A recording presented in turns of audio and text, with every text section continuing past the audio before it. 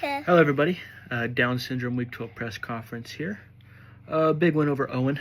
Tight one, but a big win. Nonetheless, got it done on Monday Night Football. One step closer to a bye, which is what everybody wants. You want to be able to pick who you play and have a bye the first week. You don't have to worry about not making money. So with my team here, Geno Smith, 12.4 points. He's been average ever since his bye. 6 interceptions in 4 games. I kind of need him to even somewhat return to what he was earlier in the year, and this team will be back to what it was. Bo Nix, 19.4, continues his great rookie year. 2 more touchdowns, protects the ball with more throws too, which is always good to see. One more game than the bye, and then he has an easy schedule after that too.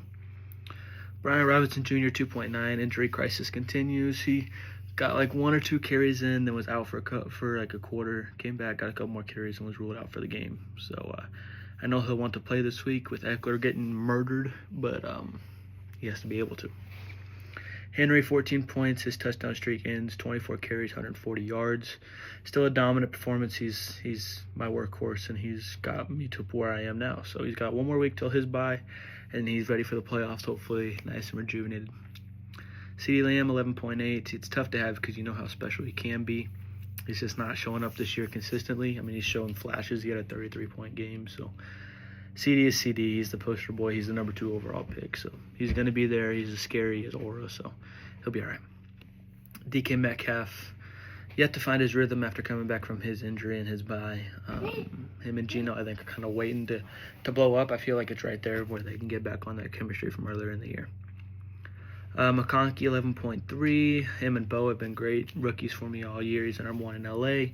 Johnston Stucks, too. So as long as McConkey stays available and healthy, Herbert and Harbaugh will love him and keep using him.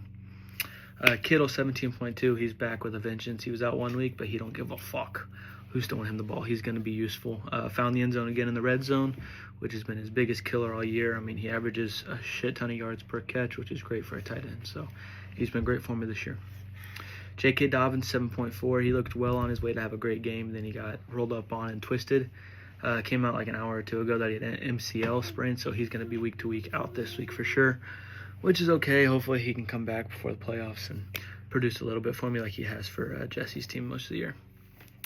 Who else we got here? Chiefs D, very disappointing game. They've had an inconsistent season really so far. Cameron Dicker, 16 points. Great performance to continue the year. Torrey Taylor sucks, but he punts so much, so it's hard to take him out. My bench, Justice Hill, 13.2. He had his first rushing touchdown of the year with like a 40-yard touchdown rush in the 4th quarter. Downs, 4.2. Had a lower performance of his year, but he also ended with an injury that looks like he's going to be week to week. Hawkinson, 14.9. Looks like he's fully healthy again, fully back in the offense. Levis, 16.1. Still had a fumble and an interception, but he's looked better since getting the job back. Worthy, 7.1. He's being used in the offense more. He's not having plays have to be called up for him to get the ball, so he's making plays for himself, which is a good sign. What else? Gary Pacheco is hurt since he was on bye. So that's it for my team. My opponent's team, Owen, officially eliminated from the playoffs. Always a frustrating loss when it's so close. Herbert still looks a lot better. The offense is clicking over there in LA. Minshew's out for the year, so he's going to have to figure out another QB. Jacobs is an absolute monster in Green Bay. LaFleur is scheming it up over there. Tracy's been up and down as a rookie. Dell and Neighbors are young also. Debo just isn't the same this year. Kelsey is Kelsey. He's going to always be there. You're scared of Kelsey, right? Odunze is at a bad offense. Texas D had a really good game. They've been having good games this year. His specialist only had 1 point, which is a shot for his punter, I believe. All 3 of his bench options would have outscored starting options, so it's just one of those weeks. He needs 2 more weeks before the Shit Bowl starts up. He's got 1 more week to ruin Nick Lowe's pursuit for a bye, so he just needs to get his guys back geared up. Around the NFFL, Mikey continues his domination, another 170-plus point performance. Russ and May were okay, but Saquon's a front-runner for MVP. Chubb is back. D-Hop's back. Pittman's back. McBride's stepping up to where people thought he was going to be. Ertz keeps finding the end zone. He had 170 points without Chase, Burrow, or Kamara. So that's a scary sight for Mikey, as he's just behind Nick Lowe in points and ahead of myself in points now. Jesse loses another ball game. His playoff hopes are, I think, the most in damage right now to see if Harrison can take it over. Goff and Love didn't show up. A-Chain is still a great ball player. Najee didn't have a great game. Amon-Ra and Flowers were below average. Johnston was a meme. He didn't catch a ball. Otten had a disappointing week. Kyron's promising. He's always going to produce, but he needs to get back into his rhythm and get the confidence back in the boys. Ryan got a massive win. Knocks his brother out of the playoffs. Kyler and AR, they were okay. Bucky had a great day. Walker is always going to fill the stat sheet. He's kind of like a Kyron Williams or a Montgomery. Marvin Harrison Jr. and Pickens didn't really hit their stride this week. Judy had a good role and has found a good role in Cleveland.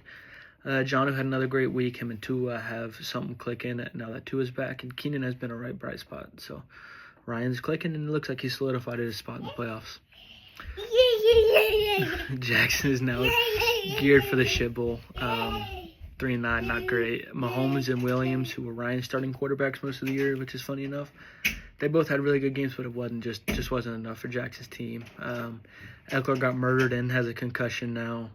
Gibbs is great. Hill, Williams, Reed, and Pierce all weren't good. Laporta continued his I don't even know the word for it. Didn't even produce. He hadn't produced this year. And Addison had 26 on his bench, which has to hurt.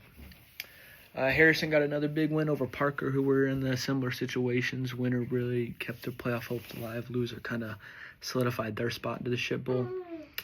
Tua looks back. Baker has been consistent in grades. C-Mac, he's okay, but he's a change of pace. He'll be back. Monty's solid. Evans didn't find the end zone. Chuba continues to have a great year. Collins and Sutton both found the end zone. I think Sutton scored twice. And Njoku didn't have a great week, but he'll be all right. Rams went negative, which is a shot. 2 terrific performances on the bench, but Harrison's going to keep his push for the playoffs to keep the pressure on Jesse. Parker lost a big one, possibly put his nail in the coffin for the playoffs. Hurts was all right. Stafford has been better. Jones is good in the Vikings offense. Stevenson didn't have a great game. Jason and Bateman had great games. I think they both found the end zone. Jennings was okay. Goddard's back to earth. Dowdle, he just has to play for the Cowboys. Lutz has 22 on the bench, which would have won on the game if he played him over his other kicker. So another one of them weeks for Parkerman. Nicholas stays atop the standings. Got a big win over the super hot Alex. Lamar and JD are cheat code. They're the best quarterback duo in the NFL. Mixon and White are average or below this week. Brown, Cup, and Nakua showed off. They were all great. Andrew looks back. Williams wasn't great, which is not ideal, but he'll be okay. Again, Nick doesn't have a lot of bench options. He's got a lot of injuries or just a lot of people that aren't going to produce very much. So he needs to find that maybe to take himself to the next level. But again, he's top of the league, number 1 in points and all that. Alex loses. Stroud and Darnold didn't. Oh, sorry. Stroud and Darnold give it an effort. Sorry, I was fucked up there. Taylor, Connor, and Jettas were all stinky. Recipe kind of for the demise of the week. DJ Moore was good. Scary Terry has been great. Bowers is still going to be okay. Hunt had an okay day. Pacheco's going to be back this week, so it'll be interesting to see what they do. Pollard had 20 on the bench. Alex has great bench options. He still can make a push for the bye, but he's got to hope Mikey, myself, and Nick all kind of have results go against ourselves, and he has to win every game to get that bye. So for the standings, Nick, Lowe, and Garvey are still the only 2 that have clinched their playoff spot. Mikey, Alex, and Ryan are all in potential places where if they win this week, they can clinch a playoff spot. Nick, Lowe, and Garvey are at 9-3. Mikey, Alex, and Ryan was 7-5. Jesse's 6-6. Right behind him is Harrison at 5-7, pushing him for the playoffs. Parker's 4-8, still not eliminated yet. And then Owen and Jackson at 3-9 are eliminated. My power rankings this week, I got Nick, Garvey, Mikey, Alex, Ryan, Jesse, Harrison, Parker, Jackson, and Owen. For my Week 13 matchups, I got Garvey at 163 to Mikey's 157.